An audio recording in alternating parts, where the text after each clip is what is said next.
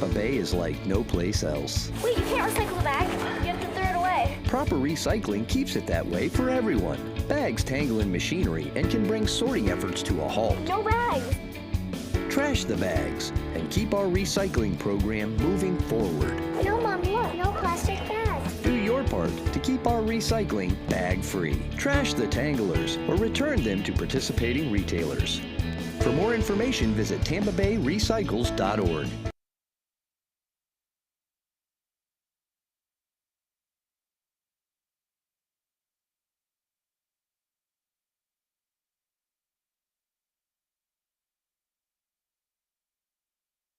These are the jobs you may not see every day, but just know we're working hard to make Hillsborough County a better place to live, work, and play. Subscribe to our YouTube page for more great county-related videos, only on HTV.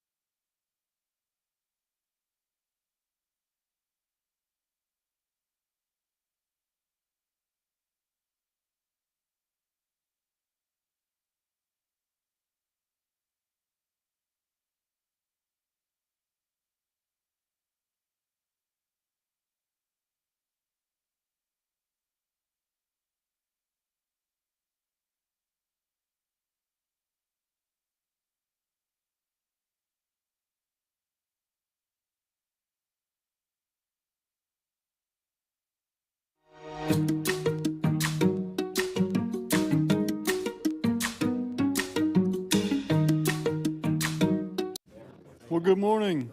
Good morning, everybody. Good morning and Happy New Year to everybody. It's good to see everybody back. I hope We had a nice quiet break. A few of us were talking, and it was actually eerily quiet for about a week. It was kind of strange, but strange in a good way. So it's very good to see everybody. I would like to welcome a new recording secretary. Please welcome Allison Desiato. She's with us, and Gail is still employed, but she's doing different duties now, so I think we'll see Allison from now on.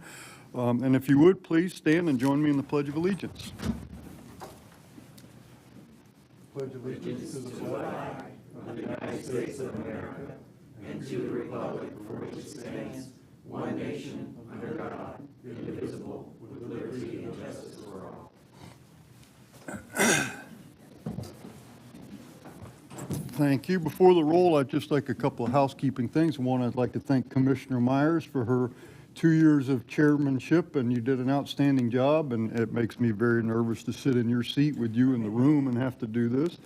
I also like to thank Commissioner Wastel for nominating me, and most of all, I'd like to thank the rest of you for putting your trust in me. I will promised I will do my best to represent all the diverse interests and to live up to your expectations. So thank you for that. Allison, would you please call the roll? Mayor Ross, Here. Commissioner Wostel, Here. Commissioner Miller, Here. Commissioner Myers, Here. Commissioner Cohen, Commissioner Bowles, Councilmember Clendenin, Here. Councilmember Hertog, Here. Councilmember Maniscalco. Mayor Kilton is excused. School Board Member Rendon. Charles Klug. Gina Dew is excused. Greg Slater. Gary Hartfeld, excuse me. Here. Planning Commissioner Nosef Geisel. Here. Nigel Joseph, sorry. Very good. And we have a quorum? Yes, sir, you have a quorum. Very good. Thank you. If everybody has had an opportunity to review the minutes from our December 11th meeting, is there a motion? Second. Motion by Councilmember Maniscalco, seconded by, I think, Councilmember Clendenin. Did you get it? I think he did, yeah. So motion and a second. Is there any discussion on the motion? If not, all those in favor say aye. Aye. Aye. Opposed? No nays. The minutes are adopted. I understand there are no members of the public who are signed up to speak. Very good. Next item is committee reports, and our first committee report is from our CAC Chair, Rick Fernandez. Well, good morning, Mr. Fernandez. Thank you, Chair. Good morning. Can you hear me all right? Yes, sir. All right, and congratulations to the new leadership slate. Look forward to working with you. And Commissioner Myers, thank you for your service. For the record, my name is Rick Fernandez. I chair your CAC with privilege, I might add. It's been a real pleasure over the course of the last year or two. The CAC met on Monday, January 6th, just 2 nights ago, and took action on 2 items. CAC officers were selected, and we also addressed the 2025 safety performance targets. That latter item is on your agenda today as an action item as well. The CAC voted to continue the same slate of officers that we've had for the last year. I will continue to serve as chair. Stephen Hollenkamp will serve as vice chair. He is out of Plant City. And Dana Lazarus will serve as our officer at large. I believe she is an appointee of Council Hertog, if I remember correctly. The CAC voted to recommend that the TPO board approve the 2025 safety performance targets as presented. CAC members discussed the decrease in fatalities and the need to look in depth at the data. There are changes, or are there changes to the overall crashes? Are certain crash types lessening? Where are the locations? The CAC discussed how important it is to continue to work towards eliminating fatal crashes and continue in its positive direction as it relates to fatalities in particular. I'll note just anecdotally, when you see the numbers, I'm sure most of you have already reviewed the package, the numbers dropped precipitously this year. If Connor McDonald is there to provide the same presentation he gave to us, frankly, we were, I don't know about shocked, but we were amazed in a good way at the numbers. And one of our members commented that the numbers that were achieved for this year, for 2024, actually were either at or exceeded the goals years into the future. So the question was why, and what type of follow-up is planned, what studies are planned to determine what actions have been taken in order to save more lives. So I wanted to put that out there to just highlight it. This is a particularly important report, we felt, and want to make sure that you folks are well informed on the issues. In addition, all right, we took votes on, in addition to the votes taken, the CAC discussed its member composition and reviewed attendance. I believe this is also on your agenda. I think Sarah Caper is going to be making a presentation to you later in the meeting. The CAC provided suggestions for TPO staff to reach out to potential organizations and community groups to continue to work towards a CAC that reflects Hillsborough County demographically and geographically. The CAC also discussed ways for TPO staff to work towards addressing attendance.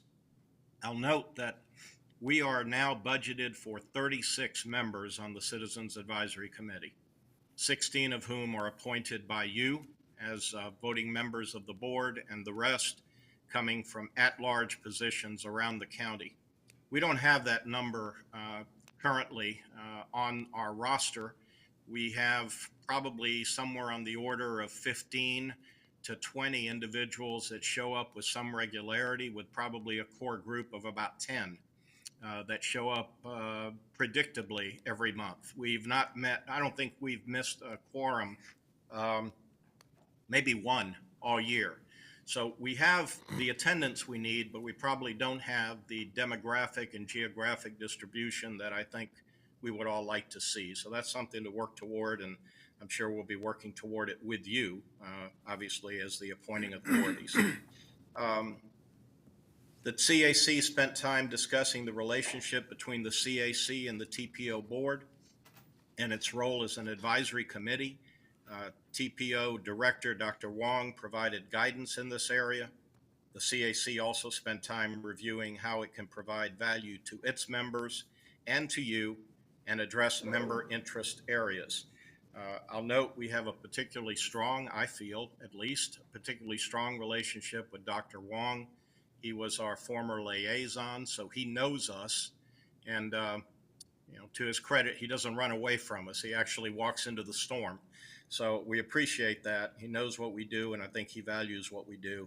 And we have a particularly strong successor to Dr. Wong and Sarah Caper as our liaison, all of which I think bodes well for our future and for the 2025 calendar year. So we look forward to working with all of you and with staff. We have a lot of work to do, but I think the course is fairly clear. If there are any questions, I'll be happy to stand for them. If not, thank you and Happy New Year. Thank you, Mr. Fernandez. Are there questions for Mr. Fernandez?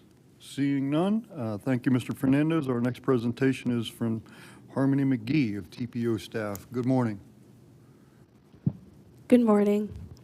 Regarding today's action items, the Technical Advisory Committee recommended the 2025 safety performance targets to be approved by the TPO board. Despite the sensitivity of the topic, the committee members were pleased to see that the fatalities were reduced in 2024. It was asked if golf carts and electric scooter injuries and fatalities were included in the data. TPO staff responded by confirming that electric scooters are included in the data, but further investigation is needed into the golf carts. This item will be presented to the Livable Roadways and Bicycle Pedestrian Advisory Committees as a status report.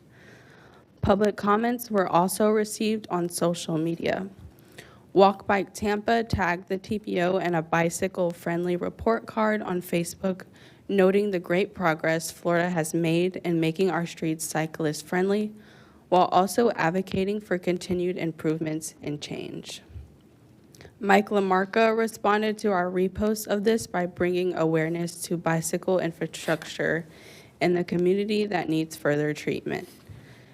Denise Jackson provided a comment regarding Hart's new fare-free route, stating her disappointment that it is being marketed as a free route despite taxpayer dollars being utilized for its funding.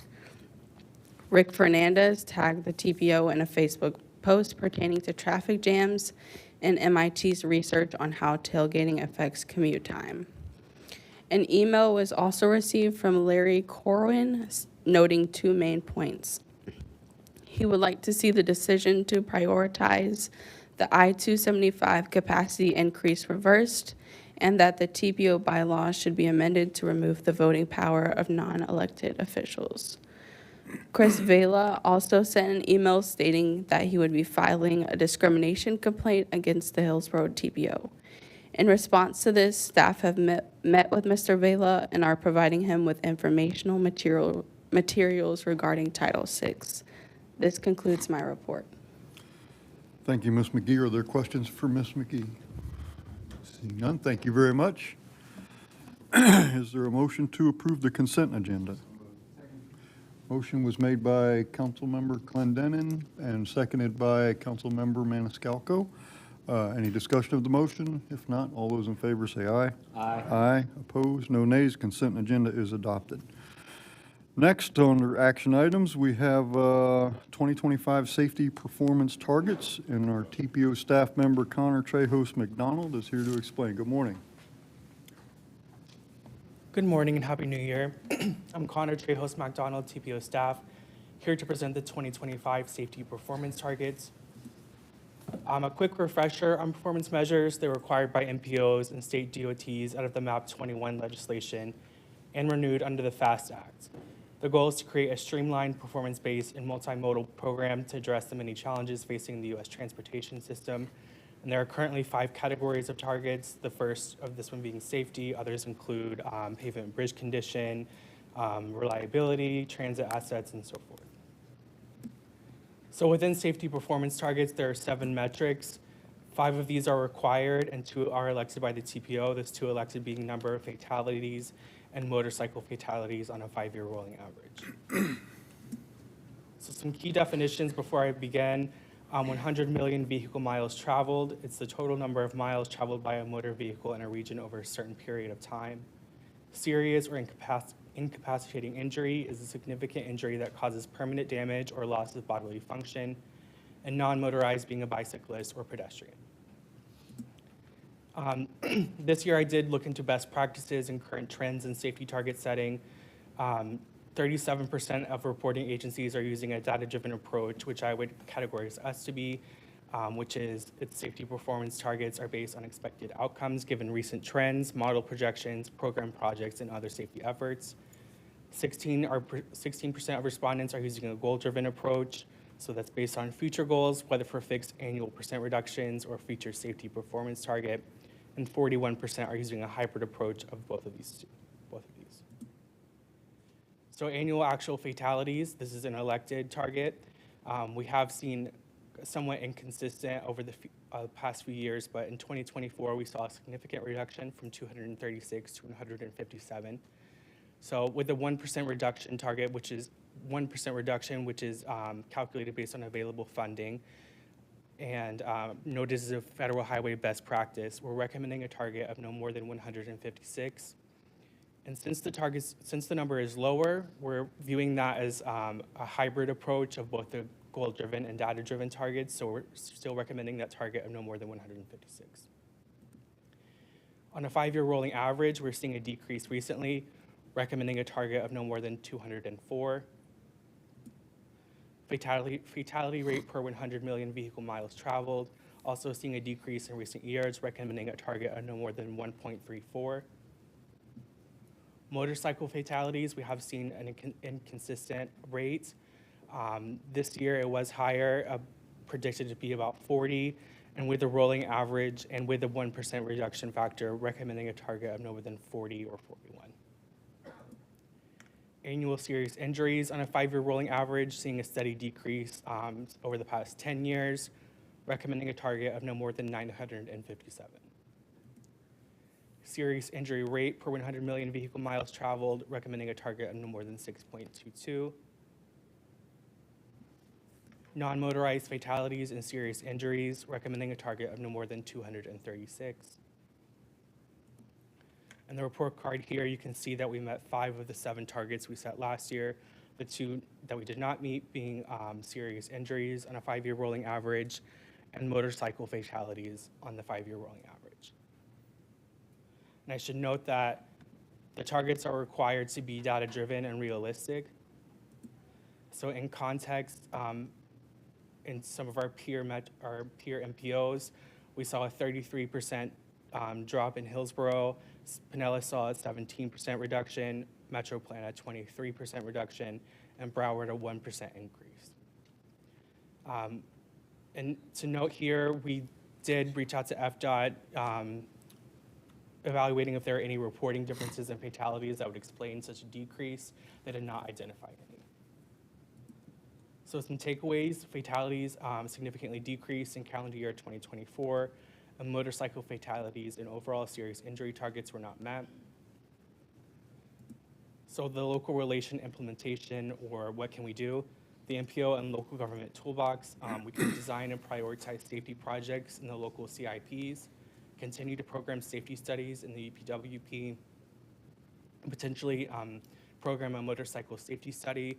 In addition, we are working with Cutter and the tri-area MPOs to on a current motorcycle safety study as well. And then we can continue to prioritize safety projects that are lower cost and or shovel ready in the tip. And the report card again, so you can see those targets in 2025. And with that, the recommended action today is to approve the calendar year 2025 safety performance targets, and I'm happy to take any comments or questions. Thank you, Mr. McDonald. Other questions? Commissioner Cohen. Thank you. And obviously, I want to preface my comments by first saying that we all wish that the target could be 0, and that we could, the idea that we have to actually put into place a target that assumes a certain number of fatalities is a function of the way the system works. We all wish we could put 0 as our goal. But having said that, I've sat here for a long time, and year after year, we had very, very bad numbers.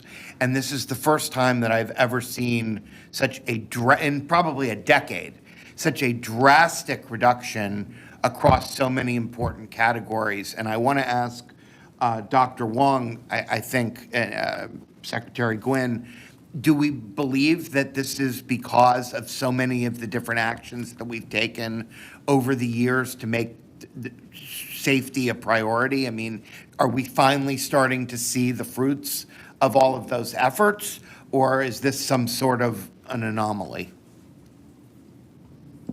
Commissioner, I'll start and say I'm optimistic that the attention that this board and our local governments have paid to this serious safety issue is reaping benefits. All of us, everyone at the table in the jurisdictions that all of you represent, have poured a tremendous amount of attention and money and resources into addressing this problem. City of Tampa and Hillsborough County followed our lead on the Vision Zero initiative, which we pioneered about 9 years ago. It's been a long time, but one after another, we've received buy-in from community partners, government agencies, and we're all committed to doing what's within our capabilities to address it. This board specifically has been programming funds to safety projects over a 6-year period, specifically those that are shovel-ready. So we made a commitment about 6 years ago to not invest more money in planning studies. We want to invest in projects that we can build to improve safety. Public service is also an important factor in this. Educational campaigns, building a culture of safety, in addition to the engineering projects that we can deliver. So long story short is, yes, I believe so. One of the tests that the TPO is going to take on either this year or next is a Vision Zero before-after study. So of the projects that we have played a role in advancing, we'd like to know to what extent we've been able to reduce crashes and come back with some empirical, quantifiable data for you all. Yeah, I'd echo some of what Johnny said. And of course, until we get a couple of years of data, it's hard to say, is it an anomaly or is it not? But we do believe, we've been waiting to see a year with a drop like this because there has been a significant amount of time and money invested into safety over the last, especially over the last decade or so. A lot of programs were implemented, a lot of projects to put safety improvements out. You see a lot more complete street projects, you see a lot more roundabouts, you see a lot more pavement in certain areas that help with those types of things. But we've also spent a lot of time with education and enforcement. There's been a lot of high visibility enforcement campaigns working with our law enforcement partners that I think really are designed to get the word out that driver behavior is important. We need to make sure people don't speed, drive impaired, distracted, those sorts of things.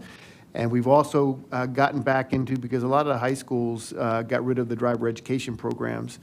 And so we've gone in and kind of tried to replace that with other programs that we do in there. So hopefully all the things we're doing are resulting in seeing these numbers come down. And I'm really hopeful that maybe 2 years from now, we'll look and see 3 years of good data that does, the motorcycle does concern us.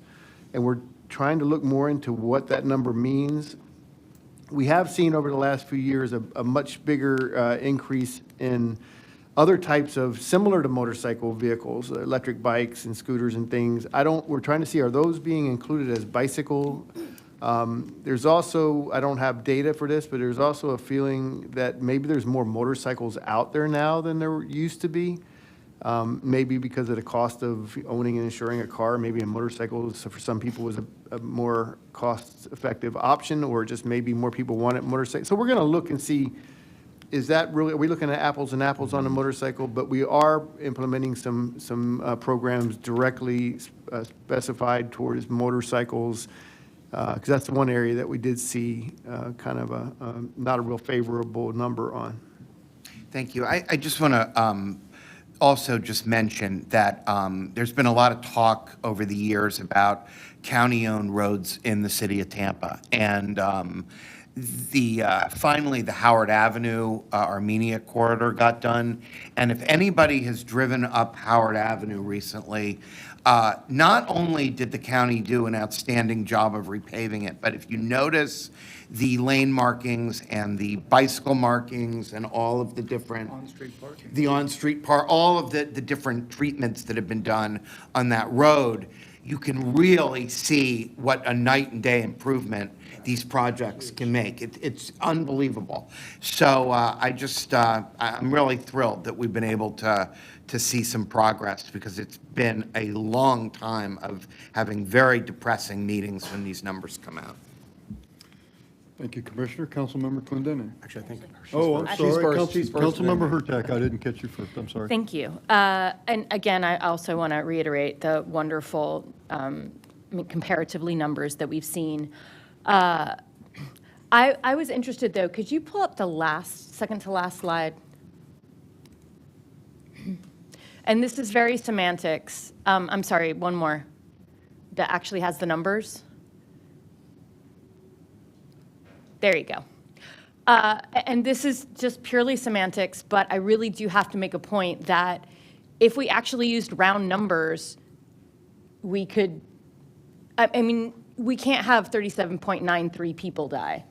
It's a little frustrating. I'm not saying, yes, we would make our target, but at the same time, let's make it a target that's something that we could actually do. So when I see the targets, I would love for you to make those round numbers, if at all possible, because that to me seems a little more manageable and reasonable expectation-wise. So that's a change I'd like to see, because no one can be half a person, half a life, rather. But I also did want to say, talk about the motorcycle. I'm glad to see that you're going to be working on that. One thing that a friend of mine actually mentioned last night at dinner was the fact that they see a lot of folks on e-bikes not wearing helmets.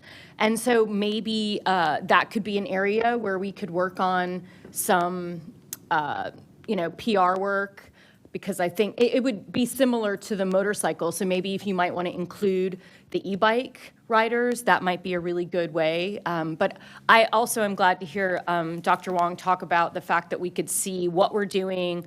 I know oftentimes that FDOT has said that we can't really parse out in each project what part is safety. We're doing safety with each project. But at somehow, if we could see the safety improvements in the projects, if there's a way we could highlight that just to kind of get our hands around what's working. Obviously, it sounds like what's working is shovel-ready projects, but which shovel-ready projects are working best? I mean, maybe it might be too early to do a study, but just thinking about it after we get next year's numbers. But it's really, really wonderful. Congratulations to everyone that's had a part. Thank you, Councilmember. Councilmember Clendenin. I don't mean to take away from the investments and everything that government has done to do the safety improvements, but I think as we do these studies and we move forward, an important component of this, and I spoke with Dr. Wong about, especially specifically about the motorcycle issue, is the amount of the density and the congestion and the amount of traffic and how that correlates to some of these numbers that, as you see in explosive areas of growth, you saw the Orlando numbers and our numbers, you put more cars on the road, traffic's traveling at a lower speed for significant periods of time throughout the day, which we used to not have. We had rush hours, but now we have rush hours that last all day long.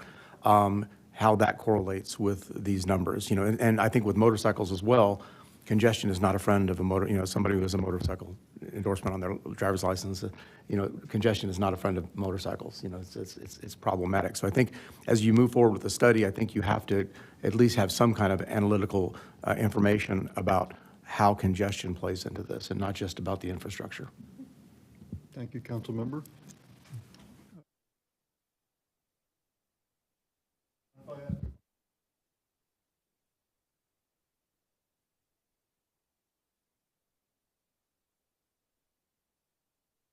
Can you turn on your microphone?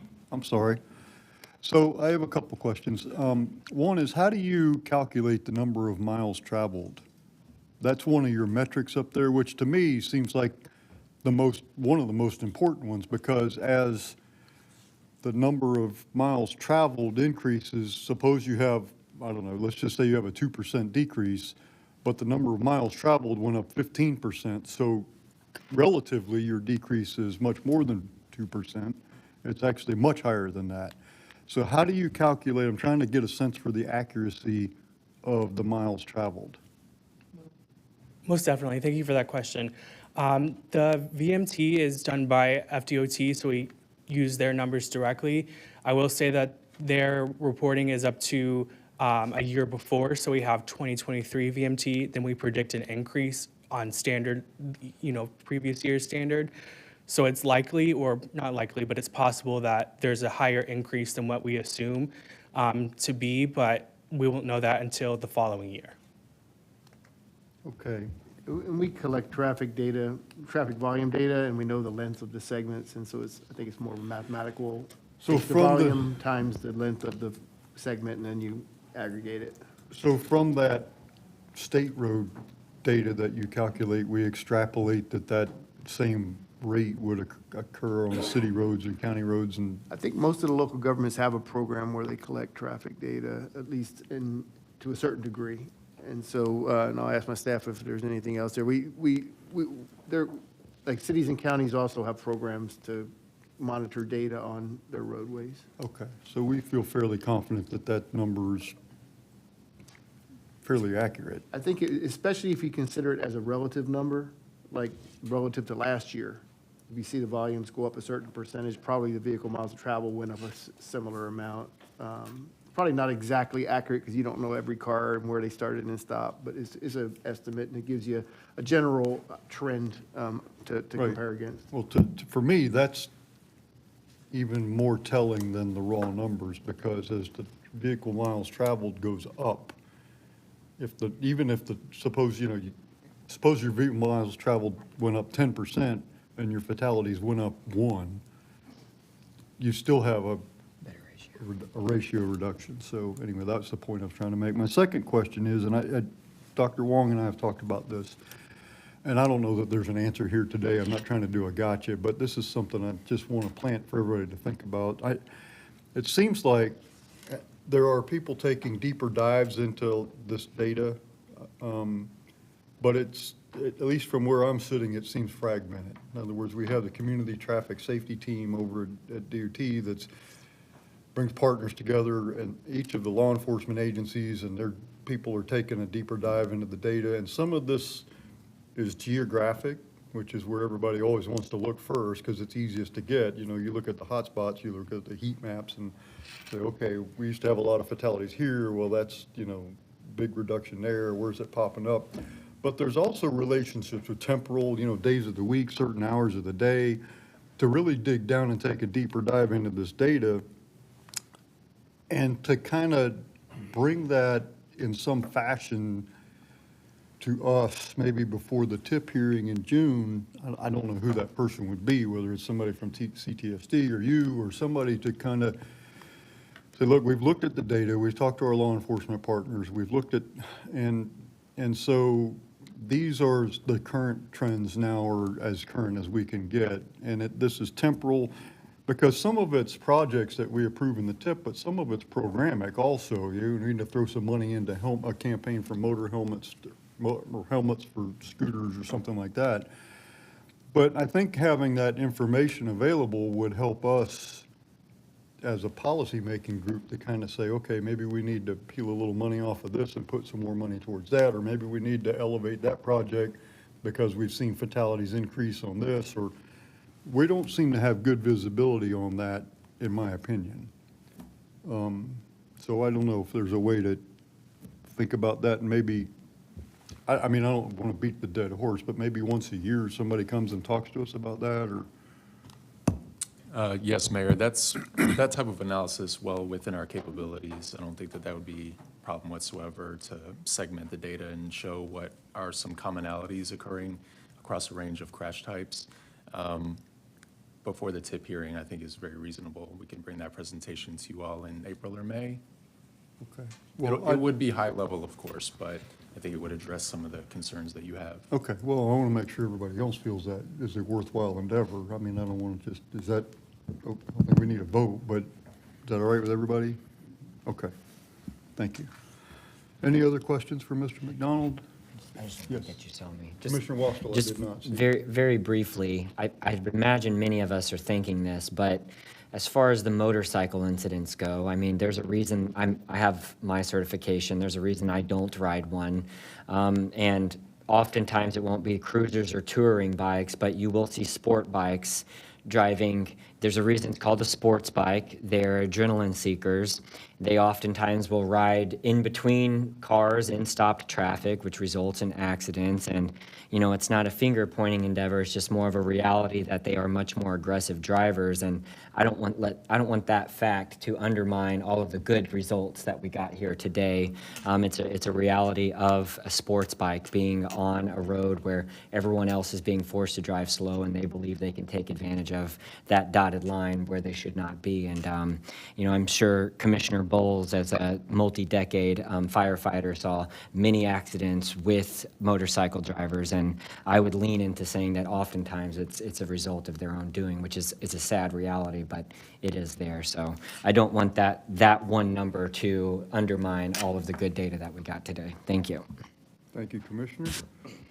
Councilmember Clendenin. Yeah, I'm sorry not to go into twice, but just to double down on what you described, I think it's kind of in correlation with what I talked about density. I think when you look at this data, you have to do a deeper dive in the time of day, DUI-related, intersections. Is it problematic intersections? And do we see repetition in those areas, or areas where we've had improvement? Have we had the decreases at specific intersections? Car vehicle-related incidents, car pedestrian-related incidents, if it's repeated in the same locations, or is it just purely random? I think that's, to make this data really useful, I think that correlating between density, time of day, location, I think is important before we invest in, in solutions. Thank you, Councilmember. Councilmember Maniscalco. Made the motion to approve. Seconded by Councilmember Clendenin. Is there discussion of the motion? If not, all those in favor say aye. Aye. Aye. Opposed? No nays. Thank you very much. Thank you. Next item is a CAC membership update, and Sarah Caper from our TPO is here to explain.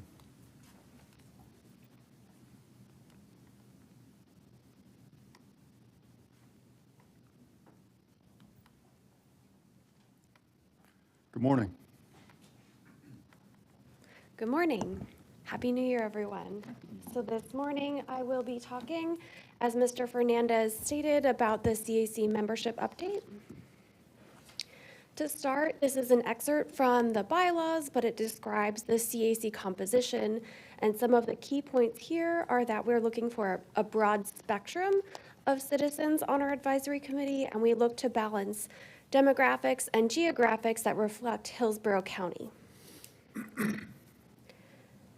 As stated, we have 36 seats on the CAC. 16 of those are for appointees of our voting TPO board members. And then we have 20 at-large membership positions. All of the CAC members go to you as a TPO board for approval, often on your consent agenda, and then they get seated onto the CAC. The data I'm going to show you for the CAC in the next couple of slides reflects an application that all of the potential CAC members fill out, even your appointees. And so it's a self-reported data for the CAC, and we compare that with the US Census data. We look at a couple of different characteristics demographically to see how we're doing and if we are overrepresented or underrepresented in any area. So you could see here, for example, that compared to the county, the CAC is underrepresented in women. This one shows age. We've grouped in different categories, but at a high level, you can see that we're underrepresented in younger people in the county. Race and ethnicity. There are a couple factors here to consider. One is that the county-wide data from the census does have a category for 2 or more races or some other race. The application we have has a little bit simpler of an aggregation of data, but some key points here are that we are underrepresented for Asian and Hispanic people. A look at our geographic and demographic data. So this is a map of our CAC members. We have had 1 member resign, so our current count of CAC members is 24, but this map does not reflect that one change. The dots are people who have let us know that they are female, the squares are males, and the colors represent different demographic data. And you could see countywide, we do have a clustering of some of our CAC members more towards the inside part of our county, but we are starting to see more members join us from some of the further out areas, but we still could use some representation from these areas. The recommended action before you today is to accept this update and also to direct our outreach efforts to recruit candidates that meet the demographic and geographic needs of the CAC. I'll add that our CAC members themselves provided information at the meeting on Monday, some suggestions of community groups we can meet with, chambers of commerce, different areas of the county that we can focus our efforts on, and we welcome any feedback from you, either now at the meeting or offline on where we can focus our efforts. And here is my contact information and also the website if you know of anyone who wants to apply for a position. If you are a TPO board member who does not currently have someone on the CAC, you could let us know and we'll point that person towards this website. You, of course, could reach out to us if you know of anyone, and we would send them this link as well. But certainly because you have one person on the committee doesn't mean you couldn't share this. You know, if you find a really good fit, we welcome any feedback that you have. And with that, I'll take any questions and comments that you have. Thank you. Thank you, Ms. Caper. Are there questions about the report? What's the requested action? Just a motion to accept the report? To accept the update, yes. Okay. Second. So moved. Motion made by Councilmember Maniscalco, seconded by Commissioner Cohen. Any discussion on the motion? If not, all those in favor say aye. Aye. Aye. Opposed? No nays. Thank you very much. Okay, we have some status reports. One's involving Branch Forbes and McIntosh, PD&E, and I believe Craig Fox from FDOT is here.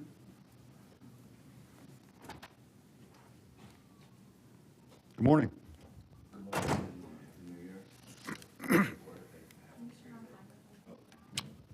Great. All right. Good morning. Thank you for having me here today. My name is Craig Fox. I'm with the Florida Department of Transportation's District 7, here to update you on the two projects, PD&E studies we have going on along McIntosh Road and Branch Forbes Road. I also have with me today our consultants, if you would mind introducing yourselves, that's assistants with the project. Thanks, Craig. Jeff Novotny with Consular Engineers, the project manager for the Branch Forbes Road segment.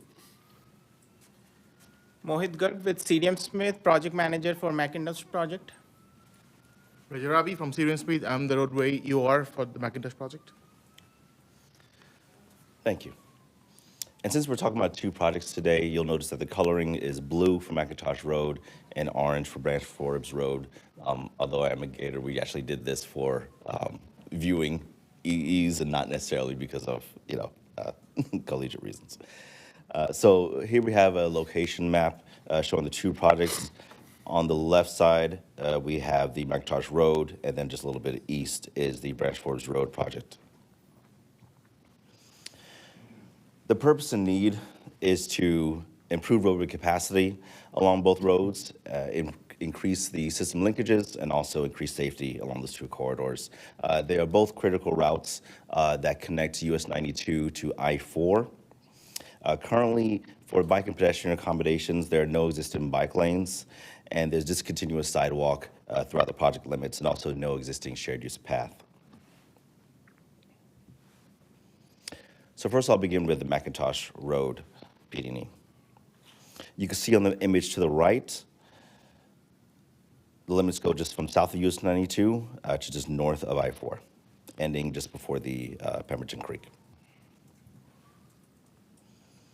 All right, so McIntosh Road is it connects to Florida's strategic intermodal system.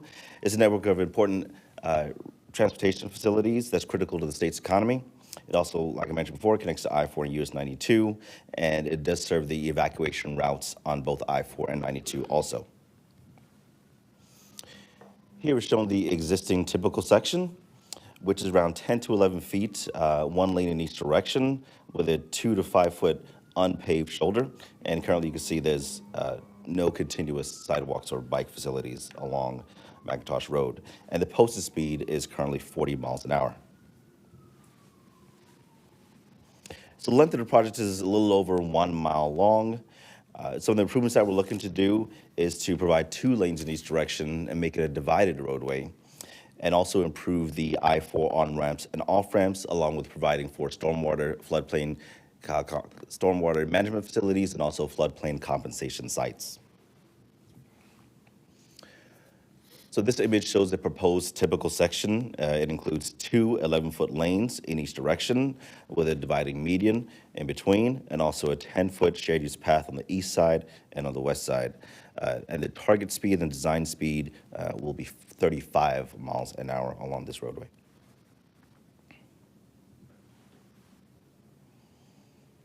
So next I'll review the traffic volumes and crash history.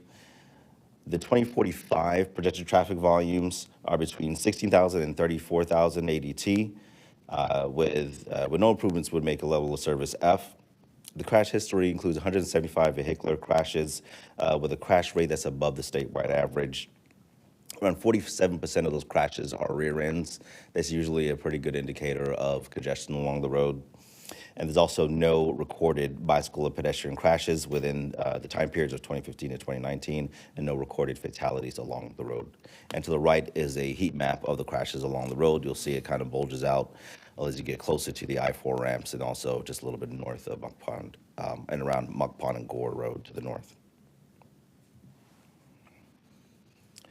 So these images show some of the improvements we're looking to make to the I-4 on-ramps and off-ramps. The existing conditions are 1-lane on-ramps and 2-lane off-ramps with standard shoulders. The proposed improvements will create 2-lane on-ramps and 3-lane off-ramps with standard shoulders. Regarding the stormwater management and floodplain compensation, there are 5 proposed stormwater management facilities, with 1 existing within FDOT right-of-way and 4 will require additional right-of-way, which will require around 10.6 acres of additional right-of-way. There are also 5 proposed floodplain compensation sites, which will require an additional 28 acres of right-of-way. The PD&E study looked at the following factors shown on the screen, included natural resources such as wetlands and protected species, cultural resources, social and environmental impacts such as schools, mobility, and relocations, and also we analyzed the physical environment, noise, and contamination. And the results of those studies are in reports that's located on the project website today. So now reviewing the estimated cost, the design is estimated, and these dollars are in millions. So the design is estimated around $4.5 million, with the stormwater and right-of-way for the stormwater and floodplain compensation sites at $25.5 million. I do have to apologize. We do have the right-of-way cost for roadway widening, but this slide is not updated, so I can provide that to the TPO board. The construction engineering costs, CEI is around 4.5, with the actual construction costs themselves for the roadway and drainage ponds at 45.3 million, with estimated costs of over $80 million. This is consistent with to have it entered into the 2050 LRTP in the February meeting. So scheduling funding. So we had the public hearing back in September. We are anticipating the approval the first quarter of 25. This may adjust a little bit since we're adjusting according to public comments. Right now, the design is partially funded, and the right-of-way acquisition is, and also construction is not currently funded.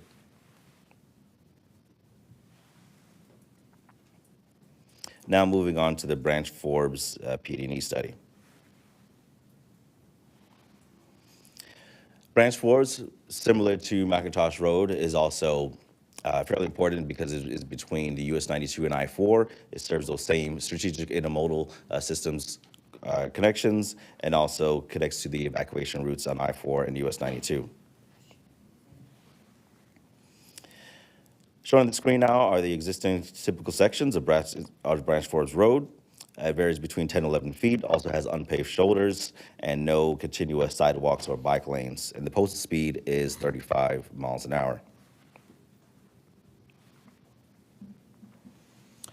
So the project is a little bit shorter than the McIntosh Road. It's around 0.86 miles. The scope of it is to provide 2 lanes in each direction, make it a divided roadway, and also make improvements to the I-4 on-ramps and off-ramps. And there will also be right-of-way required for stormwater management and floodplain compensation sites. Here is the proposed typical section for Branch Forbes Road. It will involve 2 11-foot lanes in each directions, along with a shared use path on both the west and east side of the roadways. Now reviewing the traffic volumes and crash history, projected range in 2045 is ADT of 13,500 to 41,000 ADT, predicted level of service F with no improvements, and the crash history is 183 vehicular crashes with a crash rate above the statewide average, around 44%, again, similar to McIntosh being rear-end crashes, with no recorded pedestrian or bicycle crashes and no recorded fatalities. Similar improvements will be made to the I-4 on-ramps and off-ramps, with widening from 1-lane on-ramps to 2-lane on-ramps and 2-lane off-ramps to 3-lane off-ramps, and both of them will include standard shoulders. So regarding stormwater management and floodplain compensation, there's 4 proposed stormwater management facilities are with this project, with 1 within FDOT right-of-way and 3 will require additional right-of-way of around 3.8 acres. There's 1 floodplain compensation site for the Branch Forbes Road project, requiring additional 2.4 acres of right-of-way. Again, this study, the PD&E studied the same similar environmental effects, and those reports are available on the project's website. All right, and reviewing the costs, design is around 3.2 million, where the right-of-way cost for the rotary widening around 17.6, and for the stormwater and floodplain compensation sites, 8.5 million, with construction costs equaling around 32.4 million in our current estimates, with a total project cost of 65.1 million. Again, similar to McIntosh Road, this will be consistent with the TPO 2050 LRTP at an upcoming updated at the upcoming February TPO meeting. Similar situation with the project funding, partially funded for design that's ongoing right now, not currently funded for right-of-way or construction within the 5-year work program. All right, I'm gonna move on to, so we did have the public hearing at the Hillsborough Community College Trinkle Center. Okay, okay, we did, I'm sorry. Because we actually did have the results of the public hearing, but it's not showing up in these slides, so I'm not sure if this is the right one that got transmitted. But I do have the data. So we did have the public hearing. We had 36 in-person attendees and 12 individuals attended virtually. We did have public comments that were made both in person and received through electronic delivery. The public comments, they largely focused on access concerns. As you can imagine, going from an undivided roadway to a divided roadway does introduce some unique challenges, especially when you get up to the intersections of US 92. So we are working with the Hillsborough County staff to come up with some favorable solutions. During our public involvement, we did meet with both the high school and the elementary school around the areas and address their concerns regarding the projects. Although they're not directly impacted by limits of the project, we were able to talk to them about some concerns they have ongoing regarding some of the US 92 intersections, and our traffic operations group is coordinating with the schools to make some improvements that'll better serve them. We also have some ongoing meetings with some private companies along the corridor that express interest in the project, particularly Driscoll's, Berry's, and we'll also have upcoming meetings with some developers that are doing work along the project corridor. And just some crash information that we're looking at. We're looking at, with improvements to the project, we're looking at around a 66% reduction in crashes for both McIntosh Road and Branch Forbes Road. This is largely because you have a reduction in those rear end crashes, and also you're going from an undivided roadway, which you can have side swipes and kind of head-on crashes, to have it divided by the median, in addition to providing those sidewalks and shared use paths on the east and west side of the roadway. We're also looking at some RFBs or mid-block crosswalks where feasible to accommodate traffic, and we'll have the final designs updated based on the public input as we close out the project later this year. Now I'd like to open up the floor for any questions. Thank you, Mr. Fox. Board members, are there questions? Commissioner Bowles. Yes, sir. I have had the opportunity to be very familiar with the McIntosh corridor there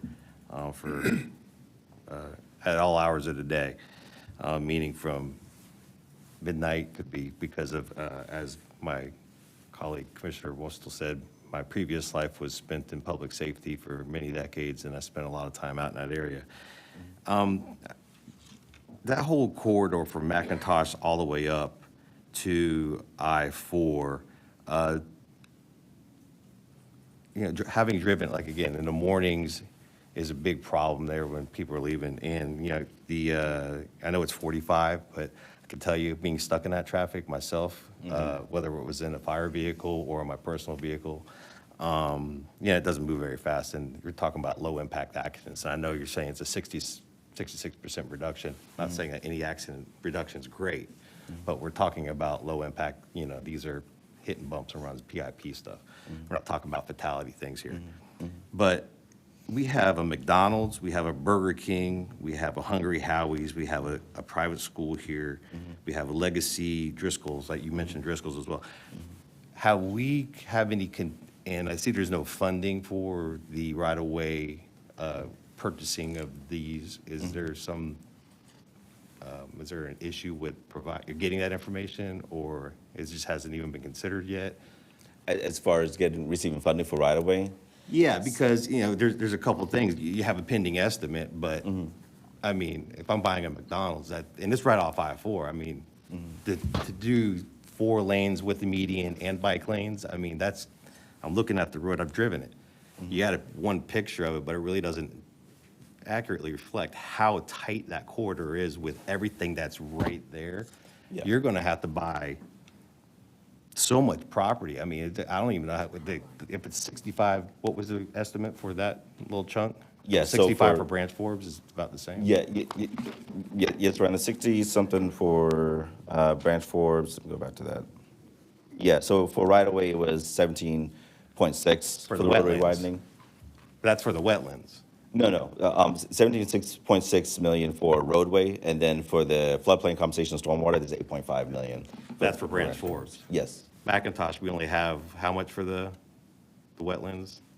So for that one, the stormwater that one's estimated at 25.5. There's a lot more floodplain compensation and stormwater concerns with Yeah. McIntosh Road. But Yeah. then the other right-of-way stuff is kind of like, that's what's in flux, because Yeah. I would say, having driven both roads actually, because that was one of the access points to north of I-4, if there was an emergency up there, if you will. Yeah. A lot more residential down Branch Forbes. And I think there's one gas station right there at the exit, as opposed to all that commercial. So is that what's holding up the right-of-way cost estimates for that? So, I mean, you could be spending more on buying land than you could on the whole project itself. Yeah. So, Possibly. Yeah. So it's not currently funded within the current 5-year road program. We are still moving forward with the parcel design, and depending on how things shake out with the new fiscal years, they could be added, and depending on what priority they are, within the GPO, they could, be potentially available to receive funding. One tool that we do have at our disposal is that once we have an approved PD&E study, if there are willing sellers, you can, and this is a joint kind of FDOT, and because it is a county facility, so we're doing it jointly with the county. We can do something called advanced acquisition. So if, for willing sellers, we kind of could get ahead of the game. So that could be a way to kind of deflect and reduce, future potential costs. Because, development's only going to increase as time goes on. So that's one tool that we have to kind of get ahead of that. In order to do that, we have to have an approved PD&E study. So we're kind of in the early stages of it. Okay. And completing these PD&E studies is part of the first step to go into those next phases. So I can't say right now when exactly it'll show up within, the 5-year work program. But we are doing the necessary steps to take advantage of that and reduce future costs as much as possible. Regarding so right now we actually we do have concepts that are available on the project website of the impacts. Right now we're not the Burger King is actually listed as potential relocation along with the Hungry Howie's. And they may relocate within the same corridor. We definitely try to make the businesses viable. We don't try to put them out of business at all. That's not our goal here at all. And right now the McDonald's is not listed as a potential relocation. Yeah, because when you actually look at the road, it's probably about 17 feet from the existing road to the front of that McDonald's. Yeah. So would the road have to shift over 80 feet this way then come back over that way? No. You know what I'm saying? I mean, we're definitely not doing it that much. Well, I know. Yeah, I'm being but dramatic yeah, about it. But the point is that, and I'm not an engineer, and I know that there's brains out there that know a lot more about, civil engineering and all the, road construction than I do. But, just from a practical standpoint, I'm looking at them like, well, it's a straight road. And if you don't move these things out of the way or you're not buying them now, the cost is going to go up, especially if it's pending. Yeah, and I do want to note that the bulk of the right-of-way impacts are actual partial impacts that don't require full-on relocations. So we're avoiding, business damages are often a very costly thing that occurs with right-of-way. So the bulk of the impacts still allow most of the residents' business to remain in place. So we'll be able to kind of reduce that. So I'll just get into it. So Justin Hall, FDOT. So I'm from Plant City, so I understand your concern on McIntosh. One thing we have been doing is working with a developer. There's a developer looking at redeveloping the east side.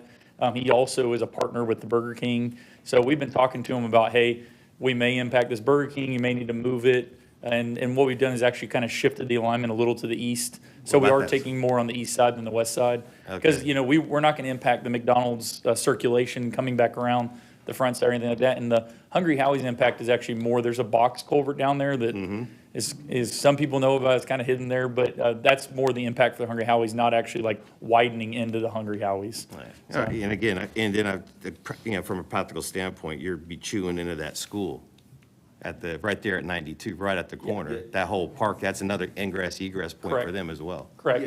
Yeah, but right now, the proposed design, so the proposed design doesn't impact the circulation of Independence Academy or the usage of it. So, and we're actually looking to install gravity, because we're actually raising the profile of the roadway to make it more resilient, and we're actually adding, normally with a normal design, when you raise the profile, then you have to have larger slopes that dip further into right-of-way. So we are looking at strategic installing gravity walls, which kind of cut off the length of those impacts into adjacent property. So I agree with the other guys, just explaining the kind of things we're doing to mitigate it and reduce impacts as No, much as and I possible. think something needs to be done there, but when I saw the 4 lanes, the median, and bike lanes, and I'm going to say this with as much respect, you know, bike lanes to nowhere. No one's taking bike lanes up in that area there. There's no residential. I mean, there's one trailer park. I've, again, gone back and forth. It would be very few, but I know it's planning for the future, right? But the point being that I didn't know how you're going to squeeze all that in. That's like putting 10 gallons of something in a 5-gallon bucket, and it'd be very difficult to do. So, thank you. I appreciate it. No problem. Thank you, I yield. Commissioner. Commissioner Sorry. Cohen. Commissioner Wastel and Commissioner Myers help me out here, but I believe this is the Burger King that came to us. There, you're shaking your heads. They are on septic, and they are in the process of putting a huge water improvement right there underneath that road, that if they're going to be leaving, I can't imagine they would be wanting to do that. So this makes me really wonder what's going on over there. Yeah. At their own expense. So Justin Hall, so they are not leaving the conversation. So the Burger King needs to be reconstructed. So we had a meeting with the owner. There's a certain lifespan of a Burger King or a fast food joint. So it needs to be either heavily remodeled or reconstructed. So they're going to reconstruct it as part of the overall redevelopment there. Got it. The conversation with them has been more about, can it stay in that general area? Does it need to move? So we had a meeting with them and showed them our concept, our plan, what we're looking to do. And it works with what they're trying to do, and it provides them some better ingress, egress. And So you know all about the water line Oh, and very all much that. so, Got very it. much so, yeah, very much so. All right. Very good. All right. Board members, any other questions for Mr. Fox? Councilmember, School Board Member Rendon. Thank you very much. So you had mentioned that you have spoken with the schools in the area. Obviously, Independence Academy is strongly impacted by it based upon the fact that that is their car line directly along that side. But every one of our schools in the area, whether it's Strawberry Crest High School, whether it's Burnett, all of those along the way, we have bus stops all along 92, all along Branch Forbes and on McIntosh. So what are your plans that you're working with on that? Because it is already a very dangerous spot for all of our transportation for all of our students in the area. Yeah, so being that it's going to be, a divided roadway, of course, the kind of rules and regulation, governing how cars react to school bus stops, of course, change, because when you have divided roadway, then the cars in the opposite direction, they don't have to stop. So one thing that we're doing, some of the conversations that we had involved kind of determining, okay, well, where are they most likely stopping? A lot of it is at the mobile home center. So we made sure that there was enough, there's enough space there for the bus to stop. Not only that, we also looked at strategic areas where we could potentially saw mid-block crosswalks for students crossing, outside of just students and kids crossing just outside of the regular school period. Go ahead. So I understand with the roadways having the median, it allows them not to have to stop and cross, but you don't have a crosswalk from 92 until you hit, actually the first crosswalk is actually past the McDonald's. Yeah. It's at that light. Yeah. So if they're not going to have a crosswalk within over a half a mile radius. Oh, no, So Yeah, you're adding a yeah, light we are and adding a pulling in. crosswalk along that way? Because I Yeah. don't remember seeing that in the plans. Yeah. But yes, we do have one in the proposed, in the existing concept that's on the project website. And then based on the public comments that we got, we're still working with the county to see what else we can do around that area. But we do actually have one proposed. Okay, are you also pulling in the school system? Because if you do not add any crosswalks within a safe distance, then we're going to have to change bus routes and add on additional routing to be able to accommodate that and additional busing. So are we including that in the conversation? Yeah. Okay, thank you. Thank you. Commissioner Wastel. Thanks. You've done great fielding all of these questions. I appreciate you. Is it FDOT or the county that's, I always question all of these. We have hundreds of miles of unused sidewalks in Hillsborough County that are usually a requirement. We get sued over them, even though they're largely unused. So is FDOT or the county requiring these shared use paths? So it's really joint in our initial plans, and really it's kind of FDOT standards is to have sidewalks. Okay. In a project such as this, and then we also coordinated with the county who desired also to have the wider sidewalks. So it's kind of a joint. I'm sure they did. Kind of effort in there, and we did actually do bike and pedestrian counts, and it is low, but they are actually using the roadways. Very good. The other question is, I only see people on them. I've been clear that I do not like bicycles on roads for perfectly good reason. Are there on the shared use? Does that include bicyclists? Yes. Okay. Yes, bicyclists. Yes, we don't have bike lanes proposed and none either in McIntosh or Branch Forest, but we do have the 10-foot shared use path, which will accommodate both bicyclists and pedestrians. Perfect. Thank you for your time. Thank you. Councilmember Clendenin. I applaud everyone that's a part of this project for the foresight to, because the best time to do this project was 10 years ago. So this is the, and so the next best time is now. And I'm on this road a lot as well. And I'm usually pulling a large RV, and I know how horrible this road is. So it's definitely in time. And I think you underestimate the number of kids that live in the trailers there. There's a lot of kids that live in that area. So My point wasn't to. I'm sorry. My point wasn't to say that we don't need them. It was just like when you look at the totality of how wide that, certainly, how wide it actually is versus what's actually there, there's going to be a lot of property buying or a lot of intrusion into that water, or to that, wetland area there, So that was just kind of. I just can't even imagine if we waited another 10 years, you see all that green, you see all this area that's not developed here, to the south of the Burger King. Exactly. That's not going to stay undeveloped if we don't sit on it. So it's a good, again, I applaud staff and anybody that's involved in this. I think it's really what we should be doing. Thank you. And again, thank you. I wasn't trying to get a gotcha, but I just had some questions and, I Are there any other appreciate your time. questions, board members? Thank you very much, Mr. Fox. Thank you, appreciate it. Thank you. Next up is a report, the 2025 to 2034 Annual Progress Report from HART, their Transit Development Plan, and our friend Justin Willits is here from HART to explain. Morning. Morning, how you doing?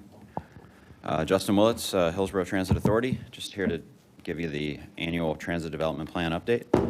So I will be as brief as you'd like me to be.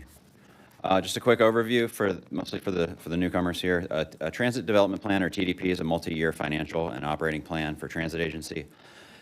FDOT requires public transit providers that receive state funding develop and adopt a TDP. The last major TDP was done in 2022, so we are up in 2026 for a major update. This in-between year is an annual progress report, or APR, and that's what we're going to show you the highlights of today. What's in a TDP? Based on the TDP rule, we highlight past year accomplishments and analyze discrepancies between the plan and its implementation, just talk about any revisions, the revised implementation program for the 10th year, which is the new year, and added recommendations for the new 10th year. We provide a revised financial plan and a revised list of projects or services that are needed. The revised TDP rules as of last legislative session changed the submittal date, which we are appreciative of. A lot of agencies asked for a delay in that submittal, so now we have till March, so that makes our lives a lot easier. It requires enhanced collaboration with the TPO, which is part of why I'm here. We usually come here anyway, but we're doing a little more outreach to the various committees based on this rule change. And then the updated TDP rule guidance from FDOT is still being developed, so we'll be looking out for that in the coming year when that's released. Just to highlight our funded needs, that's basically maintaining our existing service. A few frequency improvements are planned in the next few years on a couple of key routes, 7, 9, 12, and 16. Those correspond to Main Street, Ray J, and HCC in West Tampa. Route 9 is the 15th and 30th Street corridor in East Tampa. Route 12 is the 22nd Street corridor in East Tampa. And Route 16 is the Waters Avenue corridor in the city of Tampa and Hillsborough County. Additional funded projects shown here are the Route 1 Fare Free Pilot, thanks to the city of Tampa. And then the streetcar circulator. I did want to highlight this. We have received a word from the city that they are revoking their commitment to the streetcar circulator. So that's probably going to be pulled out of our tip priority list this next cycle. That application, unfortunately, is sitting with DOT. We are not sure if that would have been successful or not. So, but the commitment was out of, I think it was out of the enterprise fund from parking, which is how we got that commitment, was $650,000 for 3 years. Hart was going to match for the vehicle purchase. The city was matching for the operation, and FDOT was going to match the other half of both of those, capital and operating. So that is likely to come off, barring any changes from the city. So our funded needs, partially funded, the heavy maintenance facility, replacement of diesel buses, paratransit vans, streetcar rebuilds. It's basically a rehab that we do every so often with these historic replicas that need a lot of TLC to keep them on the tracks. And then our CAT AVL project is fully funded and about to be implemented over the next, I think, 18 months or so.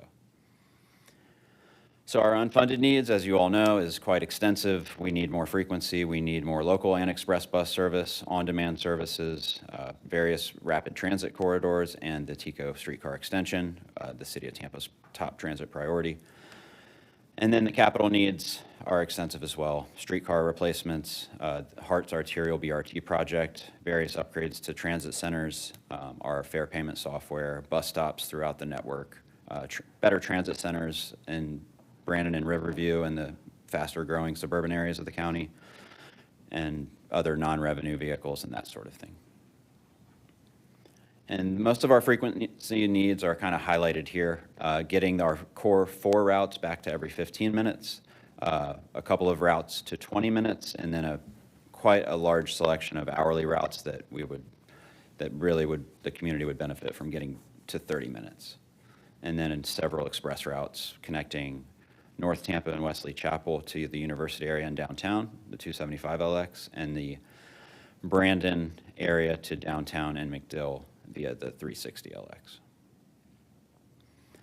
This was based on a specific request from a couple of board members, but basically what you have here is pre-mission max service levels on the left column, the pre-COVID service levels in the middle column, and then our existing service levels in the right column. To get back to that pre-COVID level of service, our operating and capital estimates are about $20 million annually. We need a capital purchase of about $20 million worth of vehicles, and then the operating dollars to accompany that. It represents about 400 more daily weekday revenue hours, which you can see on the second row there. And basically what this tells you is we're at about 76% of our pre-COVID service level, but our ridership has grown back faster than the service we've been able to provide, so we are trying to get there. We're doing a comprehensive operations analysis that's going to be a little bit expedited now, and we'll be making some recommendations on how to reallocate some of our resources to get back to a level of frequency where in the places we need it most. So we'll be back here to talk about that in the near future, I'm sure. This is a little bit dated. Like I said, we need to do another major TDP update. So a lot of these rapid transit corridors have been placeholders for a number of years. We're going to get those updated and bring those back and kind of revise this list. The city also has the RIA program of projects that they're moving forward with, so we will be coordinating with that to try to refine this list and revise the projects accordingly. And then here are some of the express routes. The bolded ones are pre-emission max, and the non-bolded are routes that we have identified as having good ridership potential, but are currently not a great investment with our limited funding resources to try to implement. Some of those local services, again, the bolded ones were pre-mission max on a couple of key corridors, and then the other ones are local services we've identified mostly in East and South County. And then the on-demand services, we will have some recommendations in the short term on this item as well, but we'll be revising this list to reflect the analysis we're currently doing.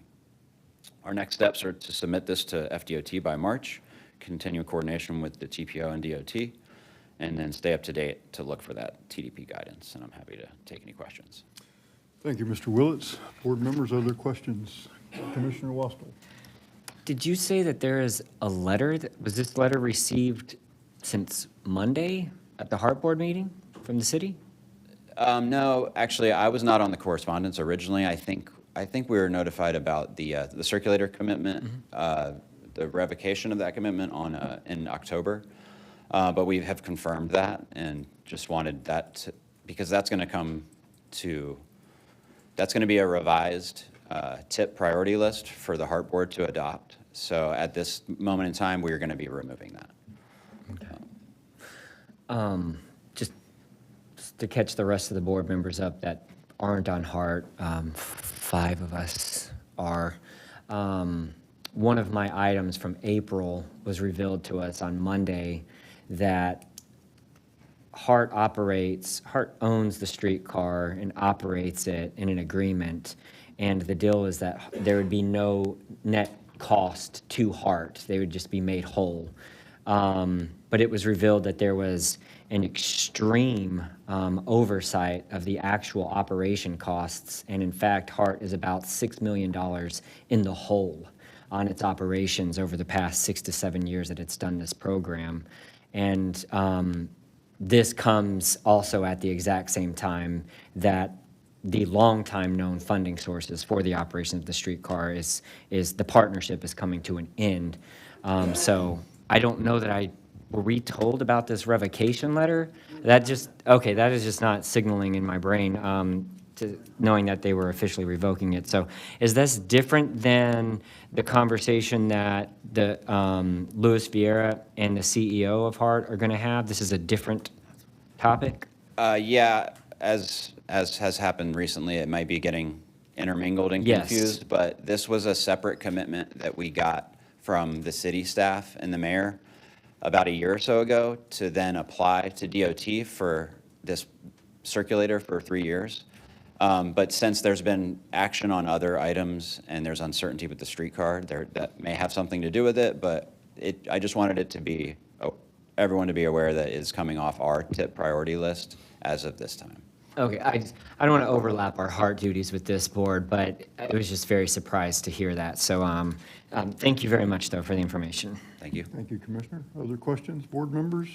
Yeah, I just clarify on the, Councilmember Clendenin. it's my understanding, it's not operational expenses, it's administrative expenses that were underestimated, correct?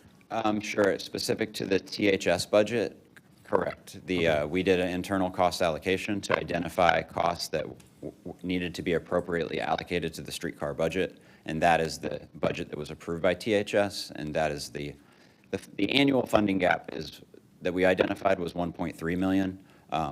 I believe the commissioner was referring to the past years having not accounted for that money, could be somewhere in that ballpark, but we did not estimate that. Yeah, I didn't want to mislead people thinking it was operational expenses as opposed to administrative expenses. And Well, I will say there are a few operational expenses because there are certain staff that work on the operation that are in that as well, but it's largely administrative. Okay. And just to clarify for people that are listening, they don't maybe divide the issue, we're not talking about the historic streetcar. We're talking about, there was a proposal to have a bus circulator system in downtown Tampa. This is about the bus circulator system, not the streetcar. Okay. Okay, board members, if it's okay with everybody, we'll move on because we have 2 more reports to get done before. I'm trying to be mindful of the clock. So thank you, Mr. Willits. And our next presentation is from Melissa Zornita, Executive Director of the Planning Commission.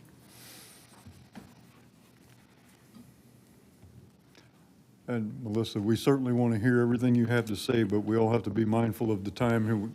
Dr. Wong has to make a presentation too, so. Absolutely. I will try to be brief. Good morning. Melissa Zornita, Executive Director of the Hillsborough County City-County Planning Commission. Thank you for having me here today. As the Planning Commission provides staff support to the TPO, the River Board, and the Planning Commission, we like to annually provide an update. You all should have a copy at your seat of our recently published annual report, which provides much more detail.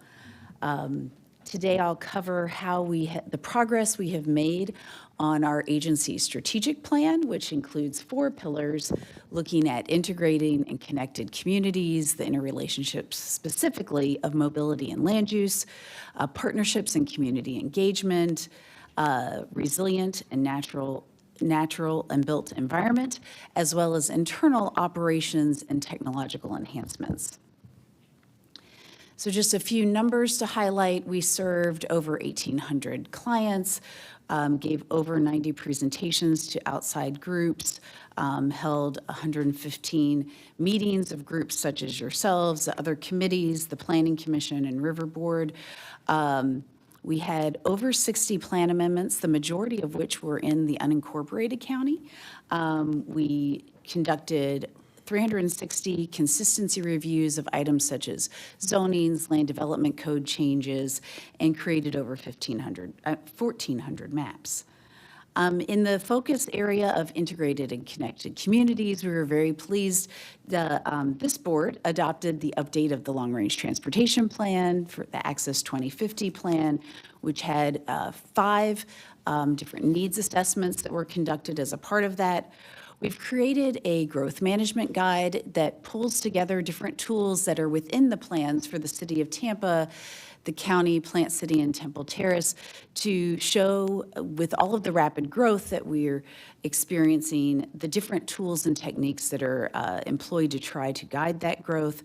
We're very pleased that the county's plan update was completed with the adoption of the future land use update.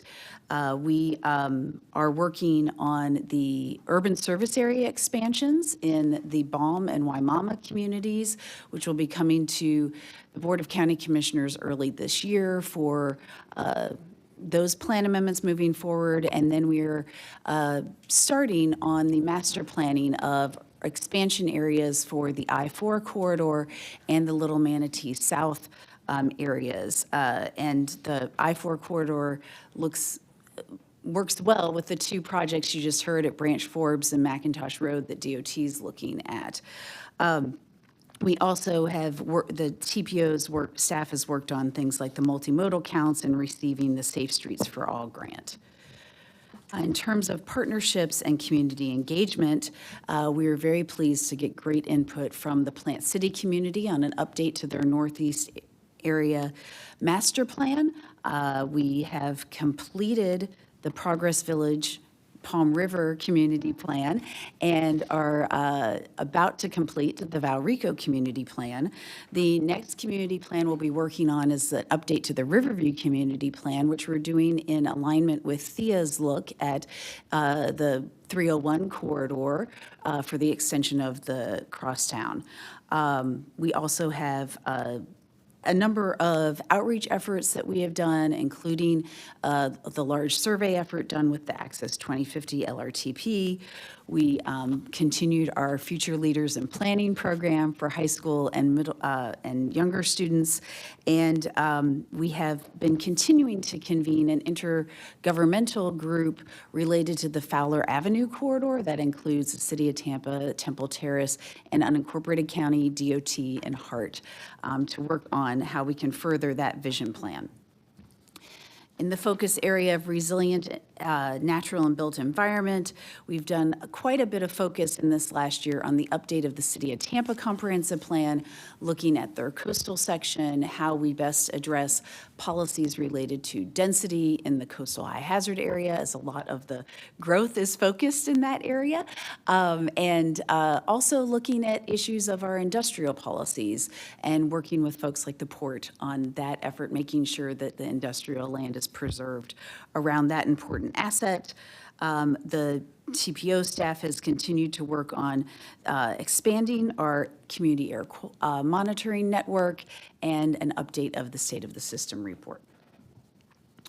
In terms of technological and operational enhancements, we have a number of new features on our website. We have a Map It Land Use Finder tool, which helps people identify where different land uses are within each jurisdiction.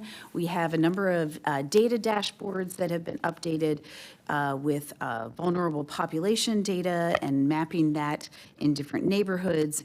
We have done a number of process improvements in terms of our procedures for comprehensive plan amendments.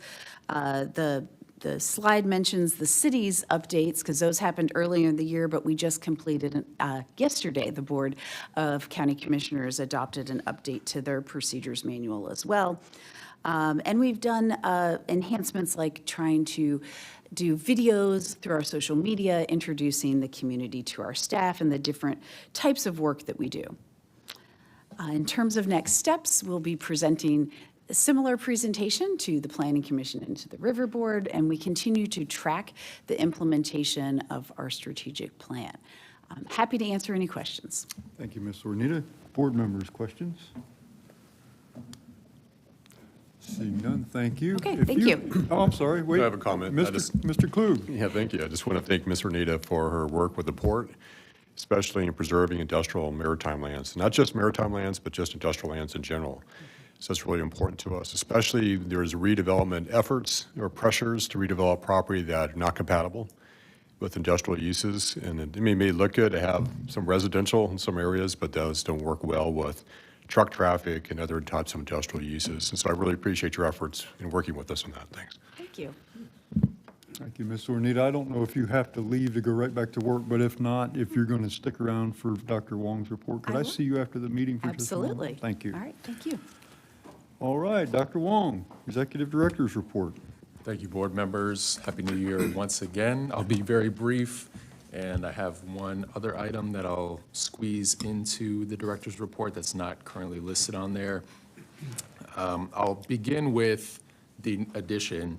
As Harmony reported back to you, we received a social media comment from Chris Vila, who stated that he intended to file a discrimination complaint against the TPO. This was with respect to the letter of comment on the DOT tentative work program and how that vote was accomplished. Chris Vila did send us an email stating his intention to file a complaint.